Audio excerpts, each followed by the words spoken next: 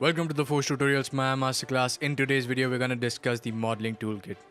Until now, to edit meshes, we use the menu system, but there is another way you can access some of those tools easily, and that is through your modeling toolkit. Now to open your modeling toolkit, as we discussed in our previous lesson, you can go to the top right hand corner of your screen and select the modeling toolkit from here, and that will make the modeling toolkit appear. I right now have it available to me on the side, so I'm going to open it from there, and when you click on it, it gives you access to certain commands. So in order to take a look at that, let's create a cube and let's give it a little bit more resolution, and let's go back to our modeling toolkit. Now from the modeling toolkit, you can switch to any component mode. You can switch to vertex mode, you can switch to edge mode, or you can switch to face mode, which will let you select faces, or you can switch to UV mode, which we will talk about in future lessons, or you can select the object as a whole. You can also turn on or off highlight back faces, highlight nearest component, you can turn on camera based selection, you can also turn on symmetry from here, you can select a selection constraint,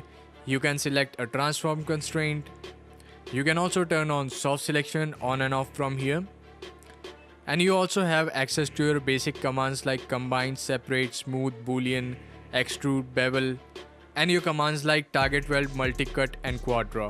The modeling toolkit can be helpful in speeding up your workflow. If you need these components a lot, you can keep the modeling toolkit open on the side, and now you have easier access to those components. You don't have to go through the tool settings and turn off the soft selection and effect the curve. You can do that from the modeling toolkit, and you don't have to go through the menus to access commands like extrude and bevel. You can access them from here easily. So that was your modeling toolkit. It can speed up your process depending on what your workflow is. So if your workflow requires a lot of the commands that are available right here, the modeling toolkit is for you.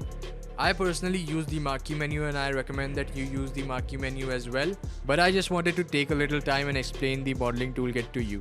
And I'm gonna end this video right here, and I hope you enjoyed this video. And as always, if you like this video, subscribe to the channel, leave a like and drop a comment.